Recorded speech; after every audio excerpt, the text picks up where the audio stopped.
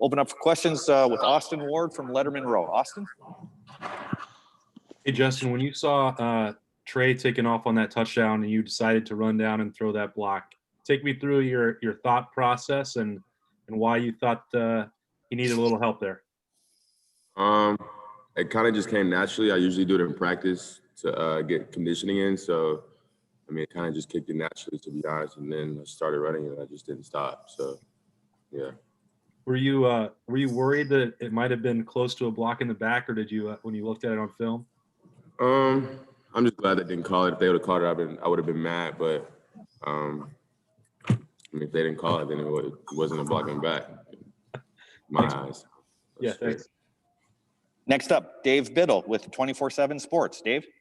Thanks, Jerry. Hi, Justin. Obviously, a huge game this week is scheduled for you guys on Saturday. What's it like mentally preparing for a game, especially this game when there's some talk out there that the game might not actually get played? You guys might have to play a different opponent. Just what's that like for you mentally?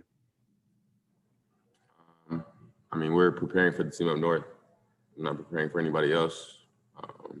If you read it too much into that stuff, you might not play the game. And then you end up playing the game, then you're not fully prepared. So you can't worry about the future. You can't worry about, oh, we might not play this game. You have to take each day at a time, and you have to prepare like we're playing the North on Saturday. So that's what we're doing. What stands out about their defense? I know Don Brown's been a very, blitz-happy man coverage guy in the past. It seems like he's been mixing it up a little bit more this year. What are you seeing from their defense? They have great athletes, great players. They run a great scheme, and it should be a fun week. Thank you.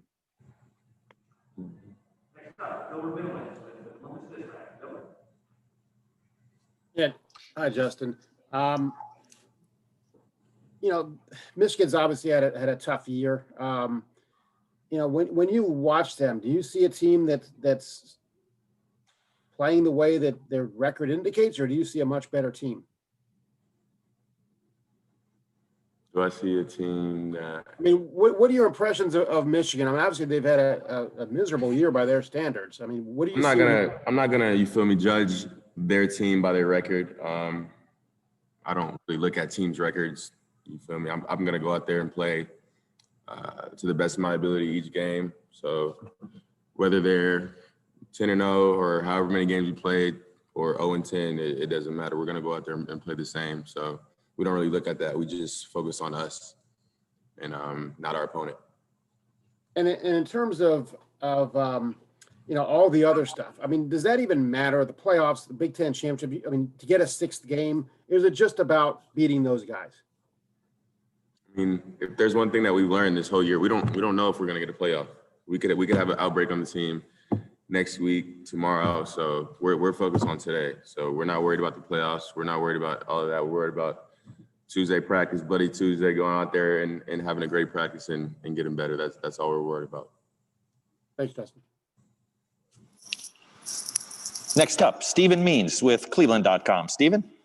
Hey, Justin, you had a pretty solid solution to some of those bad snaps, and it was just take off and go get yards, and it worked out more times than not. But now that it seems like you're going to have another full week of working with Harry and kind of getting some chemistry there, what are you doing maybe as a leader and kind of helping him through that so you guys can get that timing down and everything else? I think Harry got adjusted to snapping the ball after the first drive, to be honest with you. I mean, there might have been a few errant snaps after that first drive, but I think after he settled down after the first drive of the Michigan State game, he was fine. So I expect Harry to be fine playing center. Next up, Tony Girdman with Buckeye Scoop. Justin, how has, your expectations or what they told you about the Michigan rivalry compared to the reality of it as you played in it? Ask that again, sorry. The Michigan rivalry, before you had gotten to play in it, once you actually get to experience it and go through it, than your idea of it beforehand? I really didn't pay attention too much to it before I got here, but it's definitely a big thing, and we take this rivalry very seriously around here. So it's definitely the most important game of the year.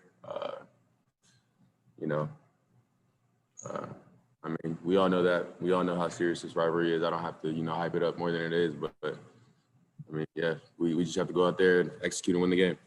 After last year's win, was it more happiness or relief?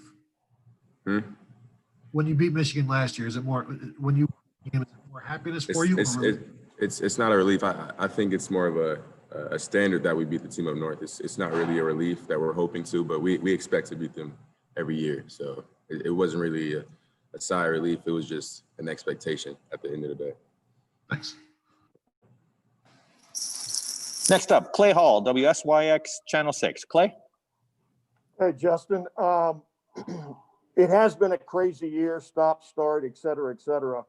What's unmistakable about this week? What tells you it's beat Michigan week? What tells me it's beat Team Up North week? What do you mean? Like, what tells me? Just around the building, the attitude of the coaches, the players. What says, hey, it's time, as they used to say around the facility, it's time for war? I mean, everybody knows, like, what time it is or who we play this weekend. So it's not a big surprise. I mean, we've been preparing for this game for the whole year. So it's not going to be any different. I mean, when you prepare for a team 365 days out of the year, and when that week comes, you don't really do anything differently because you've been preparing for them the whole year. So everybody knows it's time. It's nothing new to us. We're just going to go out there, practice hard, get better each day at practice, and come Saturday, we're going to be ready to play. Thank you. Next up, Brendan Gulick with Buckeyes Now on Sports Illustrated. Brendan? Hey, Justin, thanks for taking some time with us, man. Hey, did you see any similarities last week with the way that Michigan State tried to defend you guys, similar to maybe what you saw with Indiana and a lot of the pressures and blitzes that you saw? No, not really. Forward, do you see any of those similar tendencies when you kind of scout Team Up North here? Nah, Michigan State and Indiana, they didn't really run as many blitzes as Indiana does, but they ran a few similar coverages. But from as far as blitzing, Michigan State didn't blitz nearly as much as Indiana did. And Team Up North, I mean, they do a good job of mixing their defenses in. So we just have to do a good job preparing for them and being ready for what they bring us. I'd like you to maybe touch a little bit on the depth that you guys have at offensive line. I realize maybe a lot of casual fans looked at this and said, gee, they've got 3 starters out and another guy shifting positions. How are they ever going to put it together? But the fact of the matter is you guys have some serious depth and talent that you showcased on Saturday. What was practice like this past week? It was new faces, but still guys that obviously can play at a high level. I mean, yeah, I told those guys earlier in the week last week that, they came to Ohio State to play. They didn't come to sit the bench their freshman year. They eventually came to play, and those guys got the opportunity to play last week. And, I think those guys thrived in that opportunity or that situation. So I think those guys, after getting that game under their belt, they, just have more confidence, and hopefully that confidence helps them grow and become better. So I think, just having that game under their belt just really helped them out. Good luck this week, man. Thank you. Next up, Patrick Murphy, 24/7 Sports. Justin, Coach Day talked to us after the game about the Zoom calls and stuff you guys did with coaches out. What was that like for you? Used to being able to talk to these guys in person a lot, going back to the Zoom calls that you guys had to do over the summer. What was it like last week? It wasn't that bad, to be honest. I think, as long as we get to see the defense and as long as we get to communicate about, the defense and what we expect and stuff like that, it wasn't really any different, to be honest. I mean, of course, on the field during practice was a little bit different, not having Coach Day out there, but the meetings weren't that much different. Is it nice having Coach Day back? Of course. Next up, Dan Hope, 11 Warriors. Hey, Justin, do you allow yourself to think at all about how, this could be your final game at Ohio Stadium this week? No, not really. I'm just focused on beating them, to be honest. What does it, mean to you guys to kind of, have this opportunity to, play another game at Ohio Stadium this week after, the way this season has gone? I mean, yeah, we don't take any moment for granted, I think Chris said to the team last week that, we have a limited amount of time with each other. I think we have like 6 or something weeks like that with each other. So we're not going to take any moment we have together for granted. And, we're just going to take these last few weeks we have and, just cherish the moments and, just work hard and, just try to be the best team we can be. Thanks, Justin. Next up, Nathan Means, Cleveland.com. Nathan Baird. One person though. That's correct. Sorry about that. Nathan Baird, Cleveland.com. The world could not handle a Nathan Baird, Stephen Means combination. Last week, obviously, Josh is usually really heavily involved with calling out a lot of offensive line stuff and setting things up. How did you guys handle that and prepare for that last week, not having him in the middle? Who was that Harry's responsibility, and how did that communication work?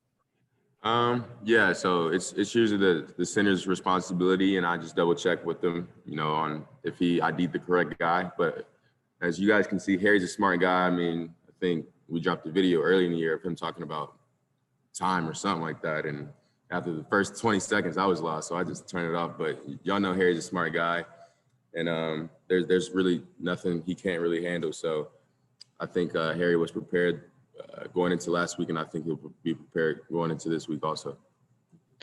You guys obviously know that there are some players who this would be their final Michigan game and may not be able to play. What is kind of your sense of how that hurts those guys, and what does that mean? Give you guys any extra sense of purpose, I suppose, to maybe pick up for those guys who can't be there on Saturday? Yeah, I mean, I know those guys, and I know how much they would love to be out there playing against the team up north with us, because, as I said earlier, we prepare for this game all year round. So just knowing that those guys won't be out there with us, we're gonna definitely play our hardest for them, and I know they'll be at home rooting for us, so they'll be good though. We have time for 2 more questions for Justin. Next up, Tim May, Letterman Row. Tim? Oh, thank you very much. Caught me a little off guard there. Justin, this is kind of a mechanical question, but I've been wanted to ask you for a couple of weeks. But when did you figure out that you can throw that intermediate touch pass with velocity? And I think you do that about as well as anybody I've ever seen. But is that just a natural, kind of throw for you, or have you always had it? You know what I mean? Have you always had it with you?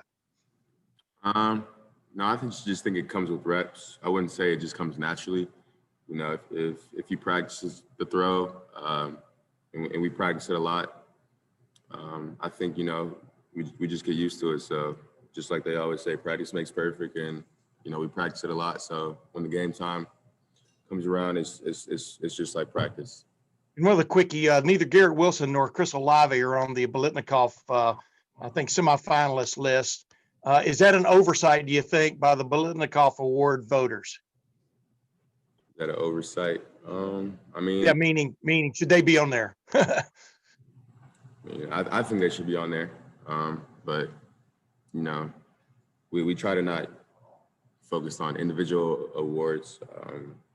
We just care about national championships, winning Big Ten championships, and of course, beating the team we play this weekend. So, of course, I think those guys should be on there, but I don't think they're worried about it. Thanks, man. All right, and last questions for Justin will come from Jared Smalley, WCMH. Jared? Hey, Justin, obviously the great Ohio State players in history have had those great moments against that team up north. A year ago, you get hurt in the second half of the game, go to the sideline, you come back in and immediately throw a touchdown pass. It's probably the most replayed moment of that game. How big a moment was that in your career, that you value that moment in your career? And what was it, how meaningful is it to you in your career that you have one of those big moments in the rivalry?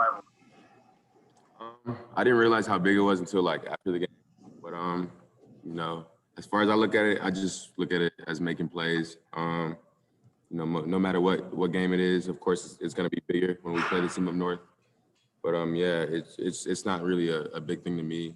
A touchdown is a touchdown. I try to not look at it as anything big. I try to look at it as routine and something that I'm supposed to do. So, you know, I expect to make big plays in big games because that's what, you know, big time players do. So I just think as those moments present themselves, you'll see guys on our team step up and make plays because that's just what we're trained to do. Great, Justin. Thank you so much. Have a great afternoon today. Great practice, and we'll see you later on today. Thanks so much for your time. Thank you.